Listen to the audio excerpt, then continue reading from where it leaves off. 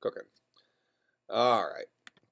So let's actually connect a couple of those dots, because we were just talking about the Apple Blue Box and how it allowed you to run your own old Mac software on a new architecture. So when we say new architecture, we're really talking about there's two pieces to that. One is the hardware architecture, Intel versus PowerPC versus whatever. The other side is the operating system. And we want to see what the operating system provides to the hardware architecture. We can see that pretty easily here through this Hello World example. This is Intel architecture assembly for Linux operating system. That's what we're looking at here. Okay. So this is what a generic, let's say, assembly language program looks like. So forget about some of these things up top here. This is kind of like, this is our main method. It's saying to start the program, go to this first label, whatever. Our text section is the section of our assembly program that has all of the commands in it. Our data section is the part of our assembly program that has all of our links to real memory. Okay? Now, when we talk about assembly,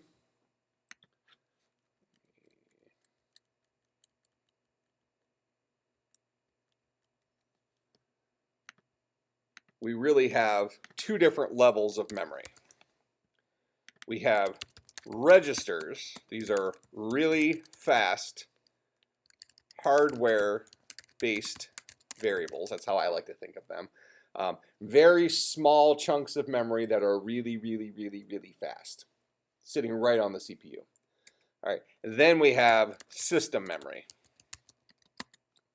So fast, but much slower, since it lives away from the CPU.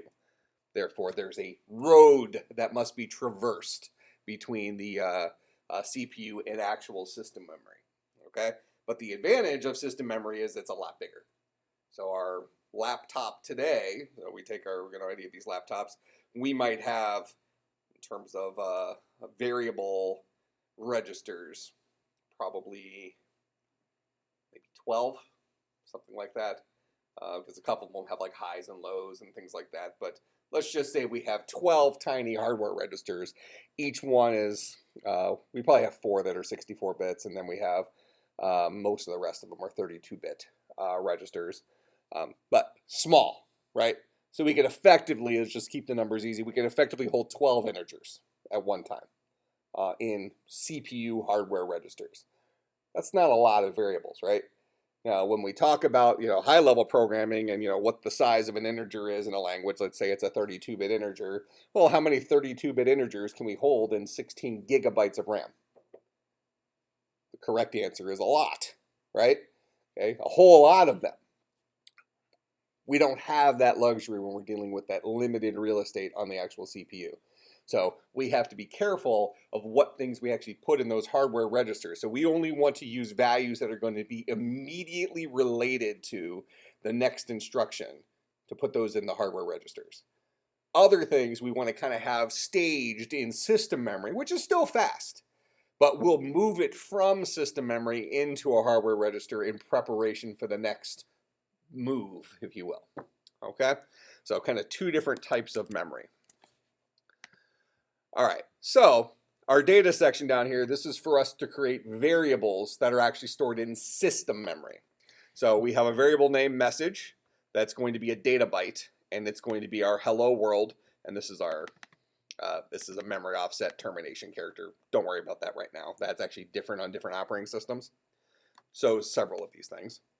But we're going to store our string hello world inside of a variable called message, and we're going to store the length of message inside of a variable called length, or len. All right, so these are just two variables we've stored in system memory. That's what the data section is doing here, creating a couple of variables, putting values in there. Up here is where the actual stuff happens, and what we really want to get out of this little exercise is the kind of the cadence of assembly language. What's the approach? And the approach typically is do a whole bunch of staging of data and then pull the trigger on the kernel and say, kernel, go and do your thing. I've set everything up for you. All right, and we're going to see how that works here. So these first 4 commands are all move commands. All right, so these are going to map to some machine language instruction on the CPU. In our little example earlier, the move instruction was instruction number 0001. I don't know what it is on Intel, but it's going to be some indexed binary number for which instruction it is on the that CPU. So we're going to move this value, which is a system memory value, so slower memory, into this fast hardware register, EDX. Then we're going to move the value of message, again, slow system memory, not slow compared to our hard drives, but slow compared to registers. We're going to move this guy into ECX. So we've staged in EDX the length of our string. We've staged in ECX the string itself. We've staged in EBX just randomly the number 1 for whatever reason. All right, we'll come back to that here in a second. We've staged inside of EAX the number 4, again, randomly. If we're just looking at that, okay, we'll just put a 4 there, we'll put a 1 there, whatever. All right, well, this is where the operating system comes in. We start linking these things. The number 1, this is the decimal number 1. That's the default in most of our Intel-based assembly languages. So the number 1 here corresponds to Linux's built-in file descriptor standard output, which is going to be your screen. So the Linux operating system ships with 3 file descriptors built in. Standard in, which is file descriptor 0, standard out, file descriptor 1, standard error, file descriptor 2. All right, so this is operating system specific. The number 1 here refers to the file descriptor associated with standard output. The number 4 here also is operating system specific. Every operating system, just like a CPU, has a collection of magic tricks that it knows how to do. Every operating system has a collection of system calls, things that it knows how to do that are operating system-ish things. One of those is syswrite for Linux. That is, the Linux operating system has the ability to write a value to an output stream. Make sense? That output stream could be one of the standard output streams, either standard out or standard error. It could be writing to the output stream that's a hard drive or a USB disk, whatever it is. It has the ability to write something to an output stream. All right? So that's one of the built-in moves that an operating system knows how to do. Is it reasonable for us to assume that all operating systems can write stuff to an output stream one way or another? Whether it calls them streams or not is not really up to us, but it knows how to take stuff and write it to some other place. That's kind of a needed feature of any computer, right?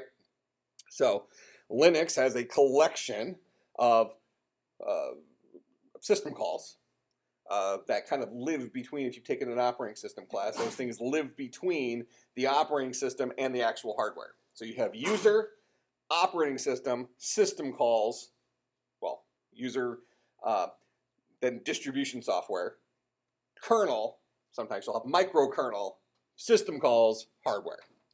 And that list of system calls are the things that an operating system needs to be able to do. All right, so we're going to be moving the number 4 into EAX, saying that we're going to be doing system call standard out. All right, then we're going to interrupt the CPU. Now, how many of you in here have had an operating systems class? Okay, again, Curcio is not allowed to answer this because this piece of our lecture today should be pretty fresh in his mind. So remind me what context switching is in operating systems.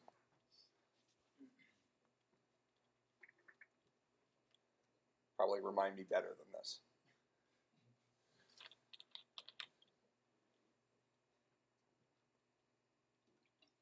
How many of you had operating systems with me? Several of you, right? I believe I harp on context switching a lot, right?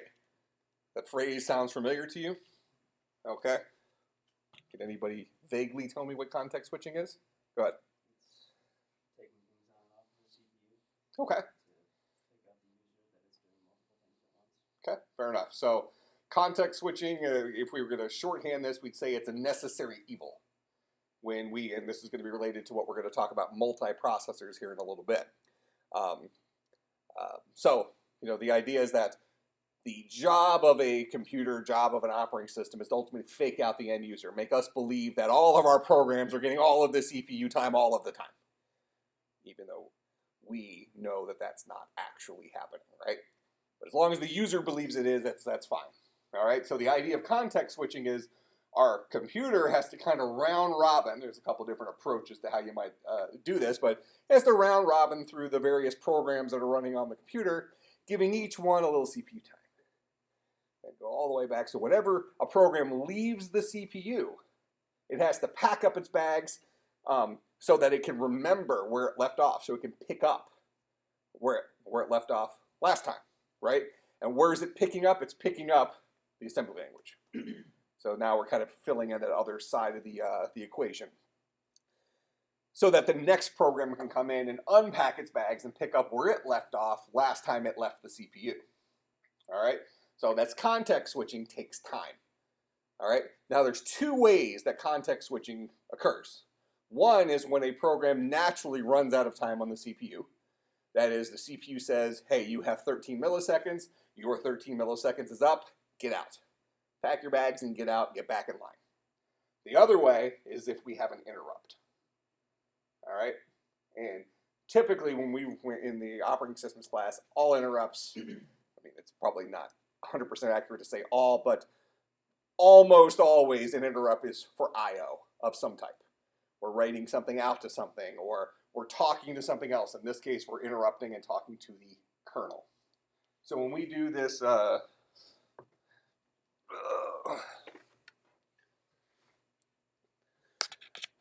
when we do this interrupt right here, we're saying interrupt the CPU for I/O and go ahead and turn the control. Actually, we're on this line right here, but it's the same line. Interrupt the CPU, turn control over to the kernel. What's the kernel? What's that guy? What's that word mean? It's not the KFC guy. Well, that would sound pretty good right now.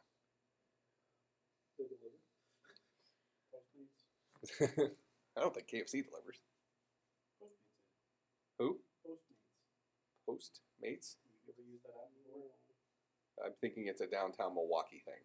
No, it's just use Grubhub. Postmates and Grubhub are the same. All right, doesn't matter. Shut up. All right, kernel. What is this guy? It's not KFC. So that's good. What about the 11 herbs and spices? What's that word kernel refer to? Old Alex, you had operating systems, right? You're being pretty quiet over there. It's exactly the heart of the CPU, where the actual actions are performed or monitored through this. Okay.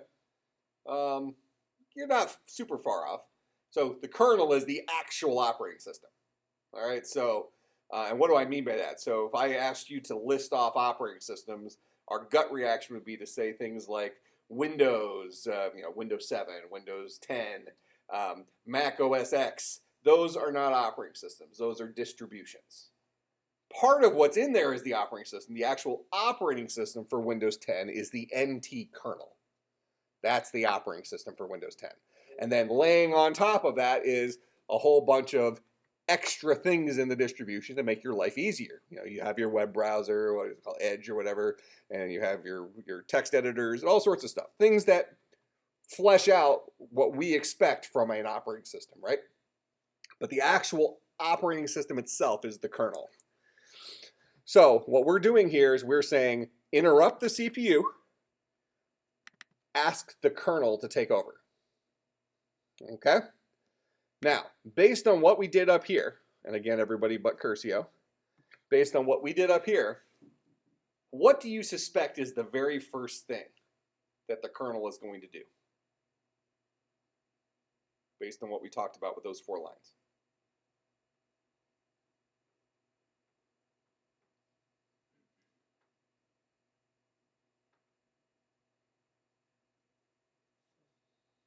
Go ahead. Check the current state of the registers. Which register? Those ones. Those ones, okay. The first one. All right, so you said the first one? Yeah. What's the first one? EAX. Okay, so saying if you're the kernel, the very first thing you're going to do is look here. Okay, why? You're right, but why? Does A come before B? Oh, you're right for the wrong reason. Alright. So it's one of those, well, you're not wrong. You started the first memory. No, it's getting worse. It's definitely worse now. Yeah. Now, hold on. We spent time explaining these, right? What each one does. Just want to clarify. We did that, right? All right. Okay. So he's right. It's going to look here first. But the question is why does it look there first? Because that's a system call. Yeah, that's where system calls are found. If I'm the kernel, and I just got, the CPU was interrupted, and the computer says, okay, operating system, the ball's in your court, it's your turn. I'm like, oh, okay, well, what am I supposed to do? I told you what to do. I put it inside of EAX. So the very first thing the kernel is going to do is I'm going to go and look in EAX and say, oh, I found a 4. What the heck does that mean? All right, so I found a number 4 in there. Now, the good thing is I'm Linux in this case, and I happen to have a manual. So I look in there and say, oh, number 4. Oh, syswrite. I got it right here. Syswrite is a system call, and let's see, what do I need? Oh, I need 3 things in order to work. I need to know what I'm writing, how long it is, and where I'm writing it to. All right, which is dangling preposition, but whatever. All right, so specifically, I'm going to look for what I'm writing in ECX. That's going to be in the manual. So the syswrite manual says system call 4 is syswrite, and the 3 parameters, we want to think about this guy as a function, those 3 parameters are going to be found in EDX, ECX, and EBX. But it's important which parameter goes where, because the kernel is going to go and grab those things from those specific places. So it's going to go in and it's going to look in EBX and find a 1. And when it looked in EBX, it was finding out where am I going to be writing whatever value I'm going to be writing. It finds a 1, it then says, okay, well, that's a file descriptor. File descriptor number 1, because the operating system is going to have a collection of file descriptors. 3 of them are there by default. When Linux first boots, 3 file descriptors are created. You might have other ones that have been created since then, but 3 of them already are there. Okay? So it's going to find a 1, it's going to say, oh, that guy is standard output. That's where I'm going to be writing this to. All right, so let's go and look in ECX. What am I going to be writing? Well, I look in ECX, I find, oh, there's a whole bunch of characters in here. So ECX is a, depending on which architecture this is, either a 32 or a 64-bit register, whatever. But I find a bunch of stuff in there. Okay? And then the next thing is how long is it? Why do I need to know both of those things? So that you can accommodate number of bits for the message. Because keep in mind, I just said that I'm not sure if in this architecture, since they haven't, it's possible they wrote it up above, but I don't know if EDX, ECX, and EBX are 32 or 64-bit registers. Now, the reality is it doesn't matter. And this is where things might get a little confusing. I have a string here called hello world. How long is that? How much memory does it take to hold hello world? It depends on the architecture, how it is stored in like 8 bytes about like 16 bytes, hexadecimal. Okay, so let's say it's 8-bit. Let's say these are 8-bit chars. So we'll go old school ASCII. So how many characters are in hello world? This is 5, 6, 7, 8, 9, 10, 11, 12, 13. 13 characters? Huh? 104 bits. Okay. So that's 104 bits of space. Now, I said this guy might be 32 or 64. Will it fit in either of those? Ruh-roh. So are we screwed? Not going to work? Try again? Why do I need to know the length? There's got to be a reason why I have to know both of these things. And you can actually re-engage Curcio because this is new stuff. In any protocol, we use the message when we are sending a message along with the length of it. So that when Just because that's the way it's done, that's why we're doing it? it's not the way it's like error detection and checksum rules, so that we can recapture the data loss. Okay, well, That's the architecture design. I'm still confused though. How do I fit 105 bits into 32 bits? We'll just assume these are 32-bit registers, so we have some consistency now. How do I somehow squeeze 105 bits into 32 bits? Pointer. Ah, pointer. Because is this, in the big scheme of things, would you consider this to be a long message? Pretty short message, right? We can certainly imagine in computing that we might need to hold things larger than hello world. Okay, so he said we're going to have a pointer. What does that mean? What do you mean by pointer? What am I actually storing inside of ECX? So maybe the message is storing in a memory location. Okay, what memory location? Some point in the hard disk. So you are storing the address of the location in the Okay, you got to do better than some pointer. Yeah, so far he says we're going to store a pointer. Pointer is a variable type for holding memory addresses, right? Okay, so I'm going to be storing a memory address in there. So now I'm asking which memory address. You're telling me just some random memory address. Good luck.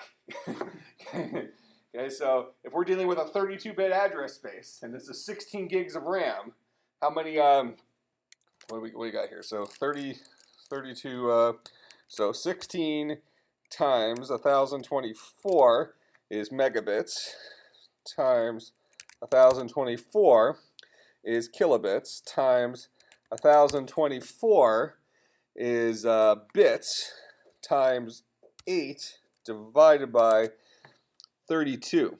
So we are going to roll the dice and come up with one of 4.2 billion. That's billion, right? Yeah. Yeah, 4.2 billion memory addresses. One of those is going to be the memory address we're putting in there. Roll for initiative. Roll for initiative.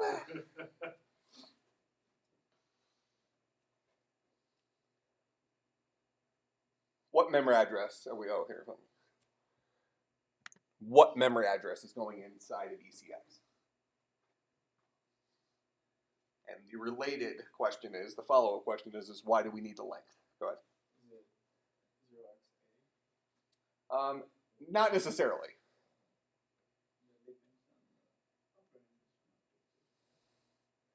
You're falling back to that statement. So you're saying it just depends.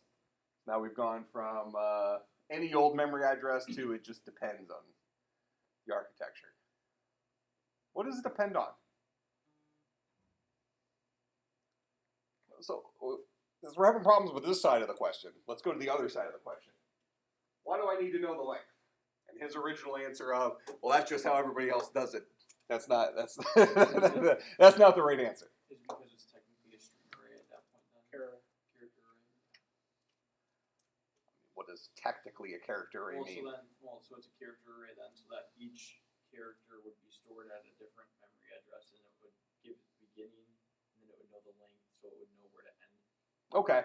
I like pretty much everything that you said there, except for the weird stuff at the beginning about it being a character array or something. I mean, effectively, it is a character array from what we understand about character arrays, but this is the under the hood. This is how it's stored, right?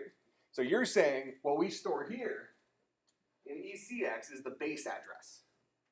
So the beginning of hello world, the location of the H, right? And then the length tells us how far we need to walk through memory to get to our final exclamation point. Make sense? So that's how we reference a string of, let's say, arbitrary size. When we created this data byte down here, we put this string into memory. This loads it into memory. Okay, it gives us the base address of memory, which then turns it over to the operating system's memory manager, which says, I'll put this someplace for you. I got you. I'll take care of this. All right, so it goes and finds a place in memory for this. And ultimately, we have a pointer to that. So MSG here does not hold hello world. It holds the base address of hello world. So we're loading the base address of message into ECX, and then EDX? EDX is holding the number of characters in there, so we know how far we need to walk through memory in order to actually write stuff. Because syswrite's going to write this character, then it's going to write this character, then it's going to write this character, so on and so forth. Make sense? All right, so when we interrupt the CPU, and we say, okay, kernel, do your work. What's their kernel going to do? They're immediately going to look in EAX and say, okay, what do you want me to do? Number 4. You want me to do a syswrite. Great. I need 3 pieces of information for you. I need, where am I writing it? In EBX. Oh, you want it to standard out? I need to know what I'm writing, the base address of it in ECX, and then how far do I walk from that base address? And then it actually puts it out on the screen. That make sense? Okay. So, that all happens. We interrupt the CPU, kernel takes over, does all this stuff, well, does this based on the fact that we've staged the stuff here. All right, you ready for a trick question? Curcio is not allowed to answer this one again. Doesn't matter what order I do those things in. Just what I have highlighted.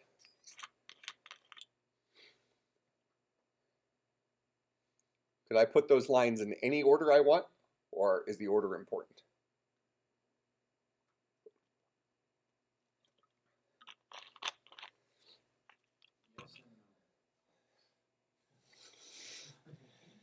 It's almost as good as his answer is, it depends on the architecture.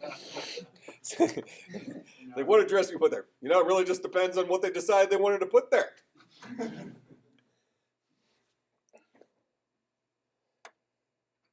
I totally just pinned the hydraulics of this chair. I just kept driving. I mean, that thing just...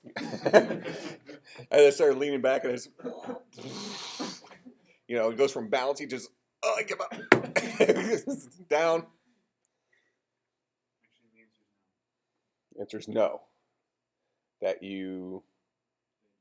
That they can be in any order. Okay, we can put those in any order? Okay, why? Because you're not actually making a call till the in 0x8. Okay, so the dude who's relying on the values of those 4 registers doesn't happen until right here, right?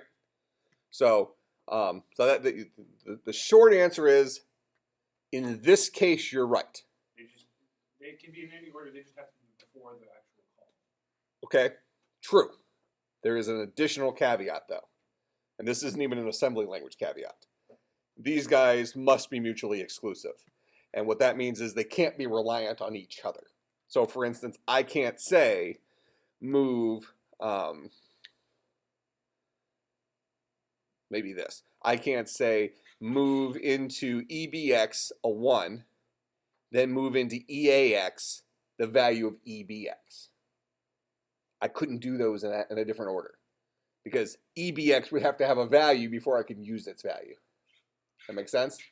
So these guys can't be reliant on each other. In this case, these are all literals. Here's the length of the string. Here's the base address of the string. Here's a number. Doesn't matter what it represents. 1 is 1. 4 is 4. So these 4 lines can happen in any order that we want, and they wouldn't conflict with each other. One's not reliant on any of the other ones to happen first, right? So in this case, you're right, but it's for both of those reasons. We couldn't just necessarily say you can do them in any order, period, because you could have a situation where you're loading a value based on another value you set up higher.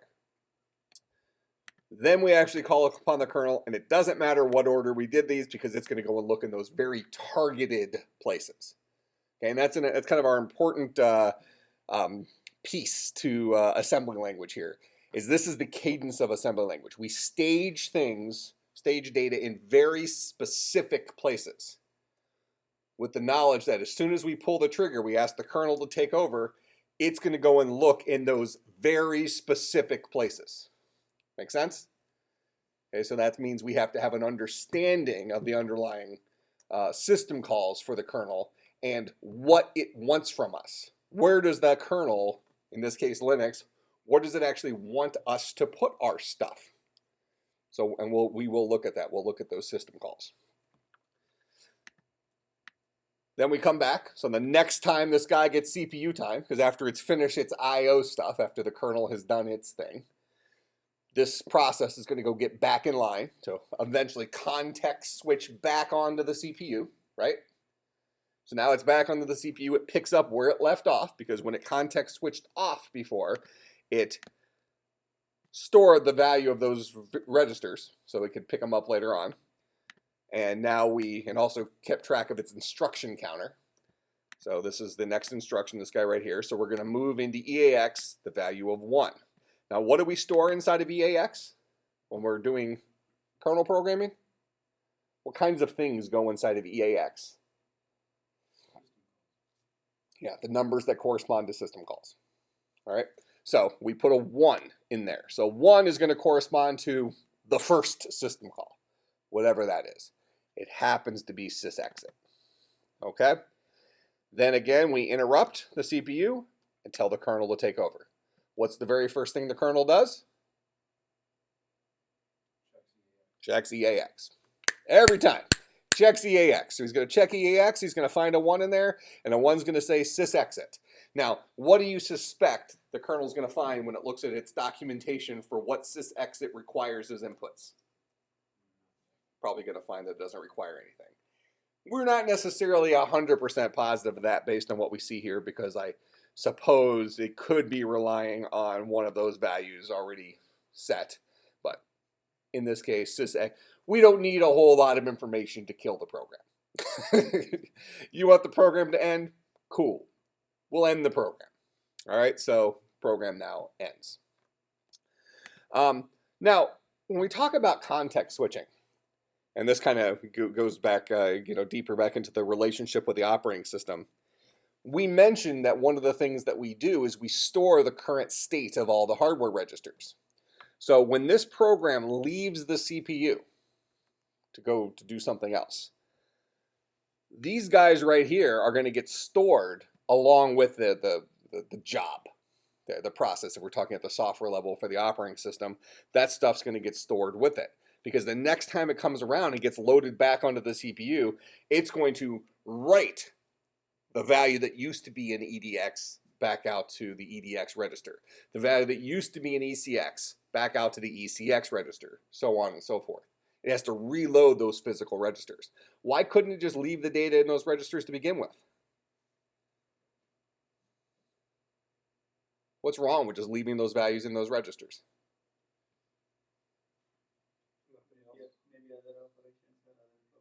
Other programs are using those same registers. We got 12 of them. Yeah, we don't have a whole lot of registers to work with. And if you have 5 or 6 programs running on your computer, is there a good chance that we're going to be using up a good portion of those 12 registers for even just a couple of them? So they're not sharing. All right, so we're going to need to hold on to that stuff so that we can unpack our bags. That's what we're talking about, packing our bags and unpacking our bags with those context switches. Make sense? Okay. So, questions about how this works, this assembly language cadence of staging stuff and then calling the kernel to act upon the stuff we've staged. All right, so now having said that, what we're looking at specifically here is if we were writing for Intel architecture on the Linux operating system.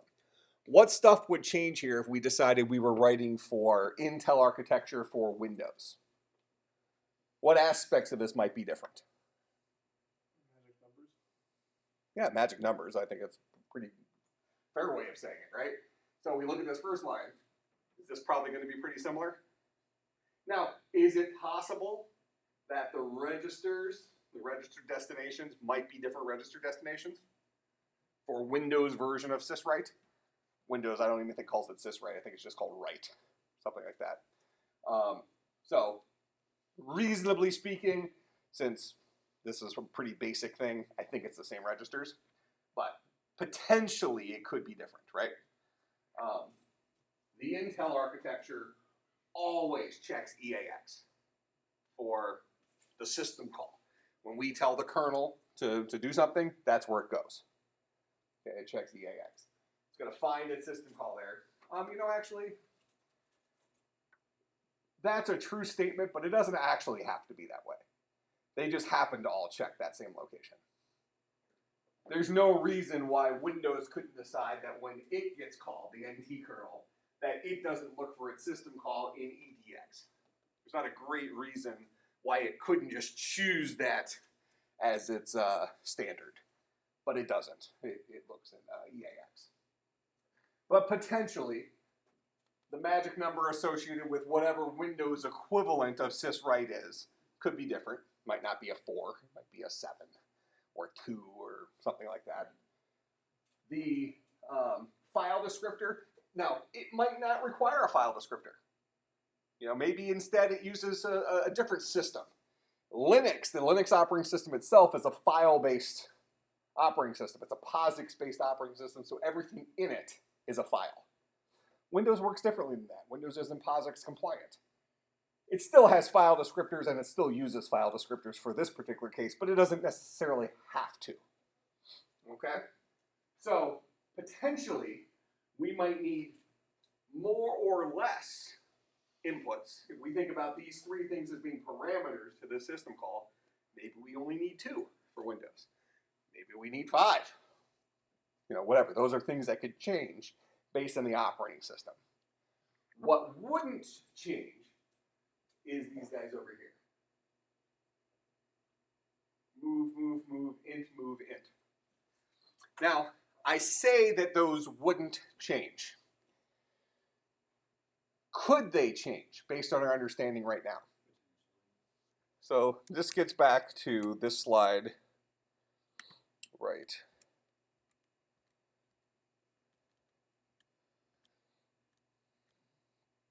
here. This decode step. What does that decode step do? It translates from our English thing, move, AX, whatever, into the assembly language thing. All right, so. Yeah, you don't like my dancing? No, he didn't. No, I caught the tail. I thought it was dabbing. What happened? Nothing. Oh, is there? Just thought you were. Did I just learn a new word? Yes. Does it mean something bad? No. Well, yes. Dabbing. Yes. All right, so that's a tell me during break. Yes. Education. Hillary Clinton has done dabs, okay? Hillary She's literally. Clinton's also. Because it was awkward. It was awkward last semester when one of my classes taught me about Netflix and chill. Okay, I didn't know what that meant, which starts making me feel old. Because when I started teaching, I was like your ages. Go with the feeling. Yeah, I was old. And my wife took a picture of me playing World of Warcraft this weekend with my nephew, and I had Mr. Gonzalez was sitting there too playing. And I noticed that the bald spot on the back of my head is getting relatively serious at this moment. I mean, it's clear that this is going away. It's happening back there too. So it's, Yeah. And you consider wigs. no, I want the hair to just go away. I should sell my hair to him. That would look weird. Yeah, I mean, I haven't had that color hair ever. Nobody's had that color hair. No one wants that color. Nobody wants that color. So tell me about this. Tell me about the decode dealy here. When I look at a line like move EAX, 1, and I have to decode that, move has a connotation, right? we look at that. What are we doing? We are moving the value of 1 into this destination. Into this destination here. Now, the assembler. So let's talk about the elephant in the room, if you will, other than me. So what is the assembler? What is the job of an assembler? Search for a system call and decode it to the machine understandable instruction. The assembler is not going to do that. The guy who's actually going to search for the system call and things like that, that's the operating system running an executable. When we assemble the code, so I think in the tutorial that you read through something called NASM, right, which is a kind of an open source assembler for Linux. It goes through and reads this code and translates it into opcode. All right, and then what you do is you end up linking opcode together. And linking is a fancy way of saying take a bunch of opcode files and just put them all in one file so you have a big list of instructions. It doesn't mean anything really fancy. It just says put all your instructions in one place so I don't have to jump between files. All right. Then when you actually execute it, it's a .exe. So you're executing not instructions that look like this, but the already decoded instructions. The instructions that map to binary things. The actual instructions of the CPU that we looked at earlier. All right? So, move here has a connotation that we're putting this value into this register. Now, I can tell you that Intel architecture, well, I don't really need to tell you, but, I think we've learned at this point, Intel architecture is reliant on registers, right? It's a register-based thing. So it doesn't matter what verbiage we use, we're definitely going to be moving values from one register from one place into registers, okay? Whether we call that a move, all lowercase, or move, all uppercase, or some made-up word in that language, that assembler is ultimately going to translate that into the underlying machine language for the Intel architecture. With that in mind, when we say write an assembly language program, we're actually writing the assembly language for what? What are we targeting? For assembler. Okay, well, for the assembler, exactly. So there's really 3 things we're targeting. What's my architecture? And knowing what the architecture is, in this case the Intel architecture, what does that tell us? So knowing that we're going to write a program for the Intel architecture, what does that mean to us? That means what kind of instruction structure the kernel access. Okay. What tools are available to us? What registers are there? And what are the magic tricks that CPU knows how to do? The list of magic. Yeah, list of magic tricks. That's what the architecture tells us. Okay? So we know the capabilities of the car we're about to drive. Right? Okay? So that's one thing we're writing it for. Next thing is the operating system. All right? What does the operating system tell us? Knowing the operating system we're writing this for tells us what? Okay. Really, it's the list of system calls. So the list of capabilities of that. So if we think about this in terms of cars, we have the hardware of the car, what the car is capable of from a performance perspective and all that stuff. And then we have the software of the car. What are all the different buttons in there for tuning the air conditioning and all that stuff. So that's our system calls. So now we have really 3 lists. What are my available hardware registers? And what are the available magic tricks on the CPU? That's what CPU architecture tells us. Then what is our available system calls on the target operating system? And then hopefully you have some documentation somewhere that tells you how each system call works. Since the system calls at the assembler level are reliant on us putting stuff in targeted locations, right? All right, so those are the first 2 things. Now we have a third thing, the assembler itself. What does the assembler itself tell us? What does that dictate? How many times are you going to see cycle? So like for instance, in your example thing, I think they had you look at NASM, right? Or was it MASM? Which one did they have you look at? Yeah, they had you look at NASM. Okay, so NASM, MASM, a lot of them have ASM in it for assembler. All right, so what does the assembler that we're writing the code dictate for us?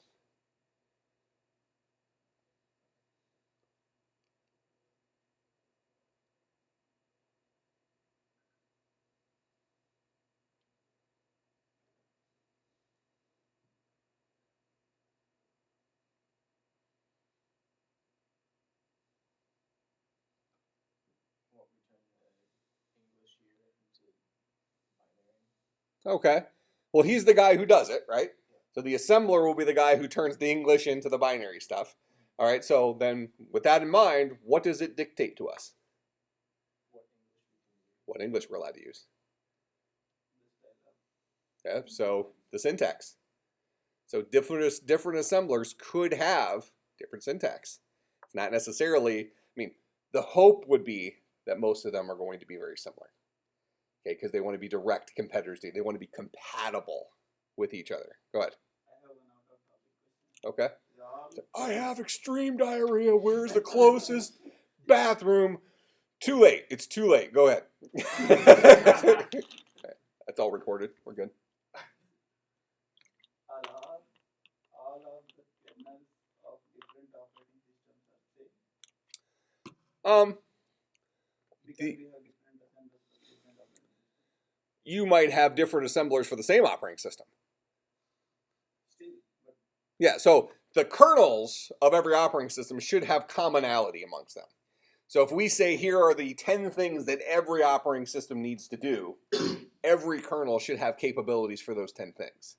Now beyond that, you might have certain kernels might have capabilities for these other 3 things, where maybe that doesn't make sense on this other operating system. Something like that. So it's, I guess the short answer to your question is no, not all kernels are the same, but all kernels should be very similar because they're all solving the same problem. so all major objectives of the kernels are same. Depends on the operating system and the architecture built on them may differ with the features availability. With providing the features. Well, I guess where I'm stuck is using the phrase the same. I think it's fair to say they're very similar. Yeah, because it's highly probable that Windows can do something that Linux can't, and similarly, Linux does something that Windows can't, just because it doesn't make sense in that operating system. But at the end of the day, both of those guys are they're solving the problem of acting as a middleman between the end user, the human, and the hardware. So they're solving that problem. They just might go about solving it slightly differently. Otherwise, we wouldn't need different operating systems. And then with that in mind, we have multiple assemblers.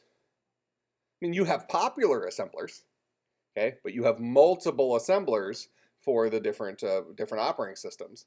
And that assembler is going to dictate what your assembly language syntax must look like, because it doesn't get to choose what the architecture instructions are. If this assembler is for the Intel architecture, that's fixed. It's a lot of, well, it used to be in the prototype soldered stuff. Now it's a printed circuit board. Okay, that's fixed stuff. So ultimately, we're targeting this architecture, but whatever English stuff we write can be assembled and decoded into that architecture. I mean, this could be based on SpaghettiO answers and stuff like that. If we wanted to write a really weird-looking assembler, nothing keeps us from making an assembler that has very strange syntax. So assembler is independent of operating system, depends on the kernel, which works exactly on the processor. The assembler is independent of the operating system so far as to say that the operating system doesn't dictate the syntax that the assembler provides. Because we are not taking the But it is dependent on the operating system because the assembler is in and of itself a program that's running in that operating system. So when you run NASM to compile your code, NASM is a program that's running on Linux. And you're feeding it an input file, your my hello world.asm file, and it's going through there and it's decoding this stuff. It's looking for a specific syntax. So when we choose NASM, it's kind of like choosing Java or choosing .NET, C# or something like that. We're effectively agreeing to a syntax. Does that make sense? But ultimately, that syntax will translate into underlying binary for the Intel architecture on this computer and all of our modern desktop class computers. That makes some sense? So punchline here is there's lots of variables. So we can literally have 10 different assembly language programs that have different text that produce the same underlying binary code for writing hello world to the screen on a single operating system, Linux. If we have 10 different assemblers that dictate 10 different syntaxes for the assembly, even though the target binary is Intel architecture, which is fixed. Make sense? So it's easy. Complete standard, right? All right, so let's take a break. We'll come back in about 10 minutes.